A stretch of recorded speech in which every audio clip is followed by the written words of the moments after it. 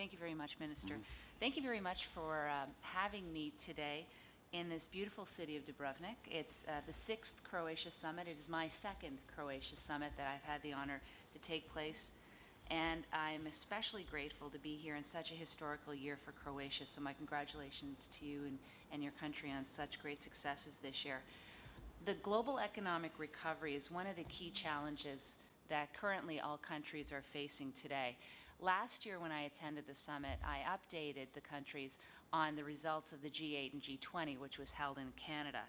This year I'd like to use the opportunity to provide you with an overview of how Canada managed to mitigate the effects of the global financial crisis. Now, as you may recall, in August of 2007, the credit bubble burst and a financial crisis spread like wildfire as the liquidity crisis turned into a solvency crisis. So in September of 2008, with the crisis worsening, a series of events were triggered at a high speed, very high-paced speed. And in short order, we witnessed the bankruptcy of Lehman Brothers and the rescue of Fannie Mae and Freddie Mac in the United States. This then spread to Europe, where key British, German, and Belgian banks were either nationalized or were in need of major bailouts. The stock markets registered their greatest drops in more than 75 years as well. Now, fortunately, Canada had a lot of advantages going into the crisis that actually lessened the impact on our country. One advantage that I'll speak about first was the sound and well-capitalized financial sector. While the global financial crisis resulted in an estimated $1.8 trillion in losses for banks and insurance companies around the world, our banks stood solid and steadfast, and this was based upon sound risk management, and it was also supported by a very effective regulatory and supervisory framework. We also had a prudent mortgage market that prevented us from succumbing to the housing crisis that was truly at the heart of the global turndown. For example, in Canada we have recourse mortgages, which helps instill the responsibility and discipline in home buyers and consumers. We don't have mortgage interest deductibility, and we do have prudent lending standards, and our lenders demonstrated responsibility and restraint throughout the global financial crisis. To maintain this positive performance, our government actually stepped in to tighten the rules on residential mortgages 3 times in the past 3 years, and that sought to protect and strengthen our housing market. The Canadian approach has been working, and not surprisingly, it has been getting noticed for the right reasons. We're very proud that for 3 years in a row, Canada's banking system has been ranked the soundest in the world by the World Economic Forum. And just recently, 5 Canadian financial institutions were named to Bloomberg's list of the world's strongest banks.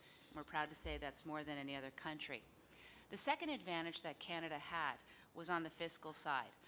As a government, we had paid down significant amounts of debt when times were good, and we kept our net debt to GDP ratio well below our G7 counterparts. Prior to the global economic crisis, the federal net to GDP ratio fell to 29% in 2008 and 2009, which was really the lowest point in nearly 30 years. The following year, during the depths of our crisis, our deficit was just 3.6% of our GDP, and our federal debt as a proportion of the Canadian economy was just below 34%, compared to debt loads that you saw which were significantly higher, in fact twice as large, in the United States and the United Kingdom. And our debt to GDP ratio will once again resume its downward track by 2012-2013. Now, according to the IMF, Canada will be one of only 2 G7 nations to return to budgetary balance by 2016. And by then, Canada's federal debt in relation to the economy will be back below 30%. So by paying down the debt while we were in good times, gave us a lot more capacity to respond, as all G20 nations agreed to do, when the economic gloom arrived. Canada's response to the economic crisis we called the Economic Action Plan, and it has been integral in boosting our economic growth and creating and protecting Canadian jobs, which is really the metric by which most of people in Canada think about. But it also pushed forward on a solid and enviable economic recovery in general. We feel that we are clearly on the right track. We have 7 quarters of positive GDP growth since mid-2009, and our job creation can be the envy of other advanced countries. Canada has now created nearly 590,000 net new jobs since July 2009, and in fact, in last month alone, we created 28,000 net new jobs in June. Canada and Germany are the only G7 countries that have both fully recouped output and employment losses experienced during the recession. And we entered the crisis strong and well prepared, there's no question, but we're not out of the woods yet. Too many Canadians are still looking for work, and we're not immune to the still fragile global economic recovery. So to keep our economy on the right positive track, as a government, we're staying the course with a prudent and low-tax plan.